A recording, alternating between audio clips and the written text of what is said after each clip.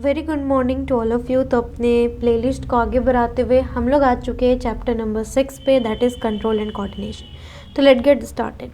In the previous chapter we look at the life processes involve in the maintenance function in living organism. हमने पिछले chapter में देखा कि कैसे life process जो चैप्टर था उसमें देखा कि कैसे जो है लिविंग ऑर्गेनिज्म जो है उसमें अलग अलग टिश्यू अलग अलग फंक्शन करने के लिए स्पेशलाइज्ड है और अलग अलग फंक्शन करते हैं और कैसे मेंटेन होता है, सब कंट्रोल वे में चलता है। तो there we had started with the notion that all we have that we see something moving are alive. जितने भी चीज़ हम चलते हुए देखेंगे वो क्या होंगे, जिनमें भी मूवमेंट्स होंगे हम लोग उसको क्या डिक्लेयर कर देते हैं, अलाइव। तो some of this movements are in fact the result of growth, और कुछ इनमें से मूवमेंट जो होता है वो ग्रोथ की भी रिजल्ट होती है, जैसे कि प्लांट्स में छोटा से बड़ा होना। As in plants a seed germinate and grows and we can see that the seedling moves over the course of a few days. Seedling, अगर सीडलिंग क्या हुआ, जो सीड है वो धीरे धीरे सॉइल को एजाइट करके बाहर निकलता है। तो this is the example of what this is the example of being the growth और movement in terms of growth. लेकिन ये बोलना गलत है कि मूवमेंट वही हो रहा है जहाँ ग्रोथ है, क्योंकि कुछ ऐसे जगह है जहाँ मूवमेंट अकर हो रहे हैं बट ग्रोथ नहीं। फॉर एग्जाम्पल दैट इज रुको, it pushes soil aside and come out but if it growth were to be stop. लेकिन एक बार ग्रोथ अगर रुक जाए तब तो मूवमेंट नहीं होगा। तो कुछ मूवमेंट जो होते हैं वो ग्रोथ से रिलेटेड होते हैं but all the movements are not related with growth, जैसे कि कैट की रनिंग, चिल्ड्रंस का प्लेइंग, स्विंग, बफेलोज का curd chewing. Why do we associate such visible movements with life? कैसे हम लोग ऐसे विजिबल मूवमेंट्स को लाइफ के साथ रिलेट कर देते हैं? क्योंकि जब भी कोई भी इंसान या कोई भी ऑर्गेनिज्म या कोई भी चीज़ जब रिस्पॉन्स करता है इन्वायरमेंट के चेंज को, तब हम लोग उसको बोल देते हैं अलाइव। इसका सिंपल आंसर है। तो why we associate such visible movement with life? Because we think of movement as a response to the environmental change of the organism. The cat may be running because it has seen the mouse. Not only that, we also thinking about the movement as an attempt by the living organism to use the change in the environment to their advantage. तो इसमें बोला जा रहा है कि cat अगर दौड़ रहा है तो हो सकता है, दौड़ रहा था तो हो सकता है उसने चूहे को देख के दौड़ा, इसमें तो कोई ग्रोथ नहीं हो रही। This are the movements which is generally happening without any growth. और उसी तरह अगर चिल्ड्रंस खेल रहे तो वो भी वैसी ही चीज़ है। तो जितनी भी मूवमेंट्स इसमें हुई वो इन्वायरमेंटल में चेंज को रिस्पॉन्स करने के लिए हुई। उसने चूहा देखा तो वो हो गई इन्वायरमेंटल में चेंज और वो रनिंग करके उसको रिस्पॉन्स किया। उसी तरह चिल्ड्रन खेल रहे हैं, उसी तरह बफेलोज कट को चूई कर रहे हैं, किस लिए? डाइजेस्ट करने के लिए, कोई ग्रोथ के लिए तो नहीं। तो bright light, when bright light is focused on your eyes, when we touch a hot object we detect the change in response to the movement. अगर तुम कभी भी ब्राइट लाइट तुम्हारे आई में आते तो तुम आई बॉल्स को क्लोज कर लेते हो। कोई गर्म चीज़ को छूते हो तो तुरंत हाथ हटा लेते हो। तो ये जो रिस्पॉन्स हुआ आई बॉल्स को क्लोज करना और हैंड को अवे करना वो हॉट ऑब्जेक्ट से, ये रिस्पॉन्स हुआ जो तुम करते हो against the change in environment. If we think a bit more about this, अगर हम थोड़ा और इसके बारे में पढ़े तो it becomes apparent that all this movement in respond to the environment, ये जितना भी मूवमेंट हो रहा है क्यों हो रहा है? इन्वायरमेंट के रिस्पॉन्स में हो रहा है। तुम जो भी कैट दौड़ रही है इन्वायरमेंट के रिस्पॉन्स पे, काउ चूई कर रही है इन्वायरमेंट के रिस्पॉन्स से, चिल्ड्रंस खेल रहे हैं इन्वायरमेंट के रिस्पॉन्स पे, ठीक है। देन केयरफुली भी control each kind of change in the environment evoke an appropriate movement in response. जितने भी मूवमेंट हो रहे हैं वो एक अप्रोप्रिएट रिस्पॉन्स दे रहे हैं इन्वायरमेंट में चेंज का।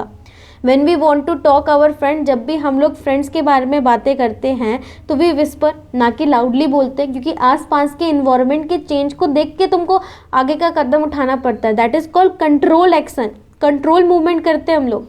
तो the movement to be made depend on the event that is triggering it. Therefore, such control movement must be connected to the recognition of various event in the environment followed by the correct movement in response. उसी तरह class में जब तुम दोस्तों के साथ whisper करते हो ना कि लाउडली, ये क्या है? तुम आगे पीछे के इन्वायरमेंटल कंडीशन को देख रहे हो, चेंजेस को देख रहे हो, फिर अपना रिस्पॉन्स दे रहे हो। ये भी वही हो गया कि तुम कंट्रोल वे में मूवमेंट कर रहे हो। तो इसी तरह दूसरे वर्ड में बोले तो लिविंग ऑर्गेनिज्म जो है वो सिस्टम का इस्तेमाल करते हैं इस कंट्रोल और कोऑर्डिनेशन को करने के लिए। और ये कंट्रोल एंड कोऑर्डिनेशन करने के लिए हमारे पास कुछ स्पेशलाइज्ड टिश्यू होते हैं। एनिमल्स में हम लोग पढ़ने वाले नर्वस सिस्टम के बारे में। एनिमल्स में वो कंट्रोल एंड कोऑर्डिनेशन जो होता है वो किसके द्वारा दिया जाता है, न्यूरॉन और मस्कुलर टिश्यू के द्वारा। तो जैसे कि किसके द्वारा, दैट वाज न्यूरॉन और मस्कुलर टिश्यू के द्वारा, न्यूरॉन एंड मस्कुलर टिश्यू के द्वारा क्या होता है, ये नर्वस सिस्टम बनाया जाता है, जिससे रिसेप्टर रिसीव करता है और एफेक्टर क्या करता है, रिस्पॉन्स करता है, और इसका बीच वाला प्रोसेस आगे बढ़ता है। ठीक है, तो अच्छा, इसको पढ़ाने से पहले एक चीज़ मैं पढ़ाना चाहती हूँ कि रिसेप्टर जैसे रिसीव किया, और रिसेप्टर होता क्या है, रिसेप्टर होते हैं नर्व सेल। नर्व सेल क्या होते हैं, नर्व सेल को न्यूरॉन बोलते हैं। ये जो दिख रहा है ना, यही न्यूरॉन है। ये जो इसके फिंगरप्रिंट से मतलब फिंगर की एंडिंग है ना, ये पॉइंट डिटेक्ट करते हैं हॉट ऑब्जेक्ट को। जैसे किसी भी हॉट ऑब्जेक्ट को तुम छूते हो और तुरंत रिस्पॉन्स करते हो, तो इतना देर में तो तुम्हारा ब्रेन में गया, फिर ब्रेन ने सोचा और फिर ब्रेन ने रिप्लाई किया क्या, नहीं, इसमें टाइम लगता है। तो ये रिप्लाई बैक तुमने कैसे किया, इसको रिप्लाई बैक करने के लिए तुम्हारे पास न्यूरॉन के पास नर्व होते हैं जो तुम्हारे सोचने से पहले ही डिटेक्ट कर देते हैं कि तुमने हॉट ऑब्जेक्ट छुआ। अब उसके बाद इसको इन्फॉर्मेशन बना के वो अपने बॉडी के थ्रू पास आउट कराते हैं और दूसरे न्यूरॉन्स के थ्रू फिर पहुँचते पहुँचते कहाँ पहुँचते हैं, या फिर ब्रेन के पास या फिर स्पाइनल कॉर्ड के पास। अगर क्विक रिस्पॉन्स देना है तो ब्रेन के पास ना जाके स्पाइनल कॉर्ड के पास जाएंगे, बट अब क्या उनको क्विक रिस्पॉन्स देना है क्योंकि हाथ जल जाएगा ना, तो स्पाइनल कॉर्ड क्या करता है, रिसेप्टर से इंफॉर्मेशन लेता है। रिसेप्टर इंफॉर्मेशन लेके आया न्यूरॉन की मदद से, और जिसको हम लोग सेंसरी न्यूरॉन बोलते हैं, जो सेंस करके लेके आता है। उसके बाद स्पाइनल कॉर्ड बोला कि हाथ हटाओ नहीं तो जल जाएगा, तो मोटर न्यूरॉन इस इंफॉर्मेशन को लेके गया और फिर जो इफेक्टर है उसको इफेक्ट किया और उसको हाथ को हटा लिया, बचा लिया जलने से। अनदर थिंग इज दैट जब ये ब्रेन के पास आता है तो ब्रेन थिंकिंग टिश्यू होता है जो थिंक करके अप्लाई करता है, तो मतलब there is time needed for the response, इसलिए टाइम चाहिए रिस्पॉन्स के लिए।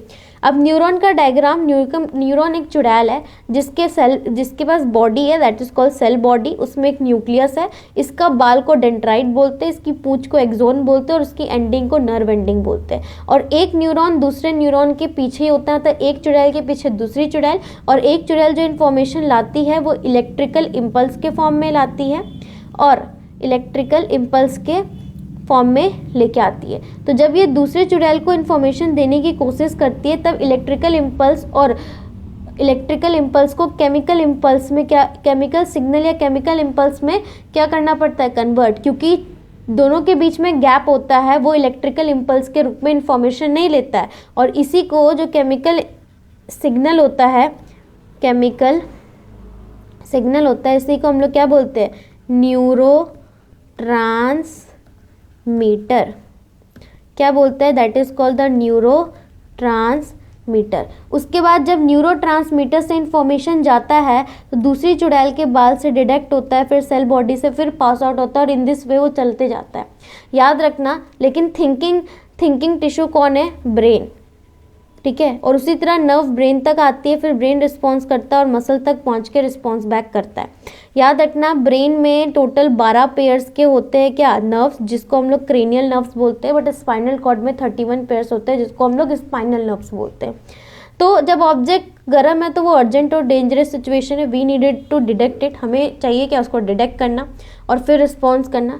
तो हाउ डू वी डिटेक्ट कि वो ऑब्जेक्ट गर्म है, देखो तुमको समझ आए कि ना वो ऑब्जेक्ट गर्म है कि नहीं, तुम्हारे नर्व को समझ आ जाता है वो गर्म है, फिर वो इन्फॉर्मेशन लेके स्पाइनल कॉर्ड के पास गया, स्पाइनल कॉर्ड ने बोला हाथ हटा ले तो जल जाएगा बेटे, तो फिर वो मैसेज लेके आया, फिर वो मसल्स को बताया बेटा हाथ हटा ले तो जल जाएगा, तो मसल्स ने हाथ हटा ली। तो all information from our environment is detected by specialized tips of some nerves है। ये जो इन्फॉर्मेशन जो डिटेक्ट करने का काम है कौन करता है, टिप्स पे नर्व सेल्स होते हैं, ये रिसेप्टर्स होते हैं वो जो यूजुअली हमारे सेंस ऑर्गन पे होते हैं, जैसे ear, tongue, nose and so on. Gustatory जो है टेस्ट के लिए होता है रिसेप्टर, और ऑल्फैक्टरी क्या होता है, स्मेल के लिए।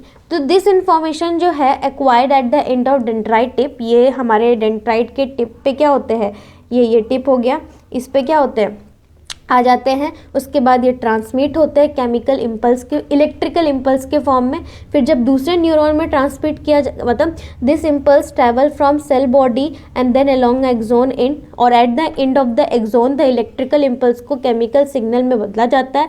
ये फिर एक गैप्स में जाते हैं, साइनेप्स बोलते हैं, और एक सिमिलर केमिकल इम्पल्स फिर ट्रांसमिट होता है dendrite of the next neuron पे। It is a general scheme of how the information being transmit to the central nerve system. Central nerve system वही होता है, ब्रेन और स्पाइनल कॉर्ड को ही, दोनों को सेंट्रल नर्व सिस्टम में रखा जाता है। ठीक है, now a similar synapse finally allows the delivery of such impulse from neuron to other cell. इसीलिए जो साइनेप्स होता है वो एक न्यूरॉन से दूसरे न्यूरॉन तक क्या करता है, इंफॉर्मेशन की ट्रांसमिशन, और मसल्स और ग्लैंड के बीच में सच एज। ठीक है, this is no surprise that nervous tissue is made up of an organize network of nerve cell. जो नर्वस टिश्यू है वो कुछ नहीं है, एक नर्व सेल की ऑर्गेनाइज्ड क्या है, एक नर्व सेल की ऑर्गेनाइज्ड क्या है, नेटवर्क है, and is specialize for conducting information via the electrical impulse. और ये एक दूसरे से क्या करते हैं, इन्फॉर्मेशन ट्रांसमिट करते हैं, किस फॉर्म में, नर्व सेल के अंदर इलेक्ट्रिकल इम्पल्स फॉर्म में, और दोनों के बीच में which is the synapse gap, उसमें वो केमिकल सिग्नल के फॉर्म में। अब देख लो कौन सा न्यूरॉन जो है, कहाँ न्यूरॉन के कहाँ कौन से पार्ट से इंफॉर्मेशन आती है, दैट इज डेंड्राइट, और travel as an electrical impulse that is in the whole neuron, और where this impulse is transmit to the another impulse in the form of chemical signal, that is what, that is the synapse. Last का answer क्या हो गया, synapse. After that, is there a difference in how sugar and food taste if your nose is blocked. अगर तुम्हारा knows block हो गया या तुमको कोल्ड हो गया तो तुम देखे होगे टेस्ट पे क्या होता है, टेस्टिंग पे खराब लगता है स्मेलिंग करने में। तो इसके बाद हम लोग आगे बढ़ते हैं, that is called the reflex action. तो रिफ्लेक्स एक्शन क्या होता है, देखो बहुत इंपॉर्टेंट है रिफ्लेक्स एक्शन। रिफ्लेक्स एक वर्ड है which we use commonly in the sudden response. जब भी तुम सडन रिस्पॉन्स करते हो तो उस रिस्पॉन्स को ही रिफ्लेक्स बोला जाता है। जैसे कि we say I jump out of the way of the bus reflexly, मैंने बस से तुरंत कूद गया, दैट इज सडनली कूद गया। मैंने अपने हैंड को बैक किया from hot object, I was so hungry my mouth was watering. ये इसका मतलब क्या है, ये एग्जाम्पल देने का common idea in all such example is that we do something without thinking. जितने भी चीज़ हमने यहाँ की वो हम बिना सोचे समझे किए, हमारी फीलिंग कंट्रोल में नहीं थी। तुमने हाथ हटाया, तुम्हें बूझा भी नहीं लेकिन तुमने हाथ हटा लिया, फिर तुम उसके बारे में सोच रहे हो। तो yes, these are the situation we are responsing some action to change in environment and how is control and coordination. इसीलिए ये कुछ ऐसे एक्शन है जो तुमने किए बिना कुछ सोचे समझे, यू आर एक्टिंग इट। क्यों? क्योंकि तुमको रिस्पॉन्स करना था इन्वायरमेंट में चेंज का। तो let us consider this further, इसको फर्दरली चले तो टेक वन मोर एग्जाम्पल, एक और एग्जाम्पल लेते हैं, जैसे कि फ्लेम को टच करना। ये भी एक अर्जेंट और डेंजरस सिचुएशन है। तो for any animal how would we respond to this? Now on seemingly simple way is to think constantly about the pain and possibility of getting burned। अब तुम किसी भी जलती हुई चीज़ को क्यों नहीं छोड़ोगे, क्योंकि तुमको उसका जलने का पेन होगा ना।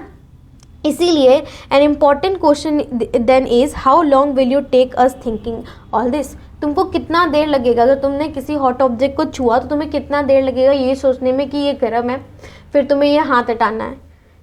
तो द आंसर डिपेंड ऑन तुम कैसा सोचते हो। If nerve impulse are sent around the way we have walked about earlier, then thinking is also likely to involve the creation of such impulses। अगर nerve impulses ये सब चीज़ को send करेगा और उसके बाद we have talked about earlier, उसके बारे में हम लोग ने पहले डिस्कस कर चुका है, तो तुम तुरंत उसको रिस्पॉन्स करोगे। इसलिए थिंकिंग एक कॉम्प्लेक्स प्रोसेस है जिसको करने में समय चाहिए और interaction of many nerve impulse, और इसलिए थिंकिंग टिश्यू जो होती है जिसको ब्रेन बोलते हैं उसको सोचने का समय चाहिए। जब न्यूरॉन जो है इन्फॉर्मेशन लेके आता है तो ब्रेन सोच समझ के आंसर देता है, तो there will be the time which is needed to response in the case of brain. But जब तुम किसी गर्म चीज़ को छू रहे हो तो तुम्हें सोचने का समय नहीं है, क्योंकि तुम जब तक सोचोगे तब तक तुम्हारा हाथ जल चुका होगा। इसीलिए अगर इस केस को सॉल्व करना है, या फिर if in this case it is no surprise that thinking tissue in our body consist of dense network. जो हमारे में थिंकिंग टिश्यू होता है जो सोच समझ के काम करता है, जिसको ब्रेन बोलते हैं, वो बहुत सारे न्यूरॉन से घिरा हुआ होता है। ये सारे चीज़ से कनेक्टेड होता है। It sit in the forward and of the सकल। ये सकल के एकदम फॉरवर्ड बीचों बीच क्या है, माथा पे सेटल है, बिफोर सेटल है, और सिग्नल्स को रिसीव करता है सारे बॉडी पार्ट से, ठीक है, all over the body which is thinks about before responding. जितने भी बॉडी पार्ट्स सोच समझ के रिस्पॉन्स करते हैं उन सब में इसके न्यूरॉन जो है वो क्या है, बैठे हुए हैं। Obviously in order to receive this signal, इस सिग्नल को रिसीव करने के लिए क्या होता है, ये जो थिंकिंग पार्ट है ब्रेन का वो skull must be connected to nerve, ये नर्व से कनेक्टेड होना चाहिए from various part of the body. इसीलिए this part of the brain is to construct muscle to move nerve must carry this signal back to different part of the body. If all this is to be done when we touch a hot object and if may take enough time for us to get burn. अब क्या होता है, जब thinking tissue सोच कर response करता है, जब इन्फॉर्मेशन आई फिर उसके बाद में वो सोचेगा फिर वो रिस्पॉन्स करेगा, तो क्या अगर तुम किसी हॉट ऑब्जेक्ट को छू रहे हो तो क्या तुम्हारे पास इतना टाइम है कि तुम सोच के रिस्पॉन्स करो? Obviously no. तो how does the design of the body solve this problem? तो हमारी बॉडी में ऐसा क्या डिज़ाइन है जो क्विक रिस्पॉन्स करने टाइम सॉल्व के मतलब क्विक रिस्पॉन्स करने टाइम यूटिलाइज की जाती है। तो rather than thinking to having to think about the sensation of pain, की गर्मी जो है उसके बारे में सोचने से बेहतर है, if the nerve that detect that were to be connected to the nerve that move muscles in a similar way. अगर तुम्हें जब तक पता ना चले कि तुम्हें गर्म ऑब्जेक्ट को छू रहे हो, उससे पहले अगर तुम्हारा नर्व उस चीज़ को डिटेक्ट कर ले और तब तक रिस्पॉन्स भी कर दे तुम्हारे समझने से पहले, मतलब तुम बच जाओगे ना। उसी तरह the process of detecting the signal और input and responding to it by an output action might be completed quickly. जो इनपुट आया इन्फॉर्मेशन कि तुम एक हॉट ऑब्जेक्ट को छुए और फिर तुमने हाथ हटाए, इसके बीच में बहुत थोड़ा टाइम लेकर होना चाहिए और क्विकली रिस्पॉन्स करना चाहिए क्योंकि तुम्हारा हाथ जल जाएगा। तो वो जो कनेक्शन है उसको हम लोग रिफ्लेक्स आर्क बोलते हैं। Where should such reflex connection be made between the input nerve and the output nerve. ये कनेक्शन होता है इनपुट नर्व में जो इन्फॉर्मेशन लेके आता है, आउटपुट नर्व में, ठीक है। Best place of course would be the at the point where they meet each other. जहाँ पे इनपुट नर्व और आउटपुट नर्व मिलते हैं वो उसका बेस्ट पॉइंट होता है, और वो पॉइंट होता है स्पाइनल कॉर्ड, जो इनको इन्फॉर्मेशन देना है कि करना क्या है, ठीक है, जो ब्रेन से कनेक्टेड होता है। तो all over the body met in the bundle of spinal cord on their way of brain, ठीक है। Reflex are found in the spinal cord itself and all the information input also goes on reach the brain. जितनी भी information spinal cord में आता है, अगर उसको quick response देना है तो स्पाइनल कॉर्ड दे चुका उसको कि तुम अपना हाथ हटा लो, फिर ये इन्फॉर्मेशन ब्रेन पे जाता है, फिर वो सोचता है, फिर तुम समझते हो तो कि तुम अपना हाथ क्यों हटाए। इन दिस वे ये प्रोसेस चलती है, कॉम्प्लिकेटेड है थोड़ी प्रोसेस। तो ऑफ कोर्स रिफ्लेक्स आर्क जो है वो एनिमल्स में आता है क्योंकि थिंकिंग प्रोसेस जो है ब्रेन का वो बहुत फास्ट नहीं है और हमें कुछ चीज़ें में क्विक रिएक्शन देना पड़ता है और इसके लिए हमें स्पाइनल कॉर्ड की ज़रूरत है।